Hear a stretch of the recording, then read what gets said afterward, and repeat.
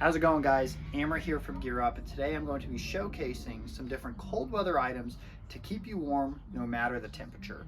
All these items are related directly to what the military also uses. Those who served in the military are very familiar that they typically use three different methods to keep their soldiers and to keep individuals warm: a base layer, an insulating layer, and an outer shell. The first items we are going to showcase is going to be the base layers. In our military surplus type room, we have one of our best selling and one of my favorite base layer type items, our extreme cold weather, cold system, Gen 3, level 1 and level 2 thermals and balaclavas. I cannot tell you how many times these have saved my ass while going to Canada, where my wife is from. The reason they use base layers is because they want a material that can not only trap your body heat to keep you warm, but also if you begin to sweat, be a moisture wicking type material, which both the level 1 as well as the level 2 provide. Main difference is the material. The level 1 is 100% polyester, where the level 2 is a polyester and spandex blend. I get asked all the time which to use, and it truly depends on where you'll be going and the temperature levels. I've used both in Canada, like I mentioned, as well as in North Carolina. What I found is if you're not actively moving, the level 1 thermals, if you're staying still, just taking the cold, are great for temperatures 30 degrees and up. At that 30-degree mark, you begin to feel a little bit of the wind chill, even with these as a thermal base layer and a jacket or something over top. Where the level 2, 30 below, you're feeling great the entire time. The reason I was able to find this out is I tested it with our balaclavas. I was at a football game in a stadium where I sat still, watched the game, and I switched between the level 1 and level 2 balaclavas. I felt comfortable at first when I was walking into the stadium. As soon as that temperature dropped below the 35-degree mark, I started to feel the wind across my face with the level 1. When I switched to the level 2, I was comfortable the entire game, and I'm a true Floridian, so me and cold do not get along.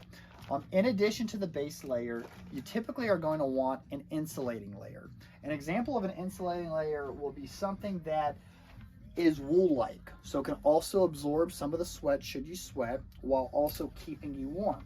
A great example of an insulating layer is our acrylic V-neck sweaters. It's a great option to choose if it's not going to be overly cold and you would rather just pair this with the balaclava underneath, with temperatures above 35 degrees up to the 40-degree mark.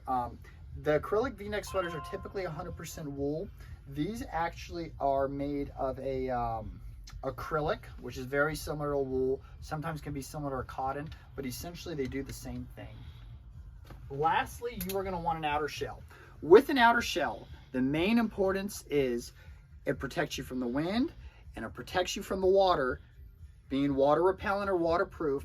In addition, it allows you to breathe. So if you are perspirating, sweat can escape from you and from the level of clothing. A great example of that is our flight jackets. Our MA1 flight jackets here, made to the same military specs, completely reversible, very stylish, are a great example of an outer shell. These are windproof, they're also waterproof and water repellent, and are great to allow you to breathe. One of the better items that the military utilizes and a lot of customers love to come in here and get is our N65 field jackets. Why they love them is they also come with a field jacket liner and they come with their outer shell. Serving as both an insulating layer as well as an outer shell. The outer shell, waterproof, the outer shell, water repellent and windproof, where the layer underneath helps keep you warm and absorb some of that sweat while trapping your body heat. In addition to the clothing, main clothing, a lot of outer shell items are made up of Goretex, which I'm sure you're very familiar with. Let's show you some Goretex. In our military surplus type room, we also carry some different Goretex bottoms as well as tops. This is an ABU Air Force Goretex bottom. Being in Florida, these are huge to keep the water out. They're not only water repellent, but also waterproof. Great to go over top. If you're going cold weather though, this is probably not recommended This is probably not recommended to keep you warm. This is more so summertime to keep the water off of you. However, as you'll find in our boot room, right this way through our tactical room, we carry some different boots that are waterproof, like the Bellevilles here. But our actual surplus issued boots, which you can see over here, come with a Goretex layer on the inside. This keeps the water out while also keeping you warm. Keep in mind though, if you're in Florida, if you're working in the summer, if you're working in the spring, this can definitely get toasty, okay? So I do not recommend the Goretex unless you're in very, very cold weather. A waterproof option like our Bellevilles is probably the best way to go. In addition, accessories like our 100% wool socks are great for cold weather, but we also carry a moisture wicking military sock. Keeps your feet warm in the Florida cold, as well as absorbs the perspiration that may come. In addition, having gloves, it's the same thing with the military.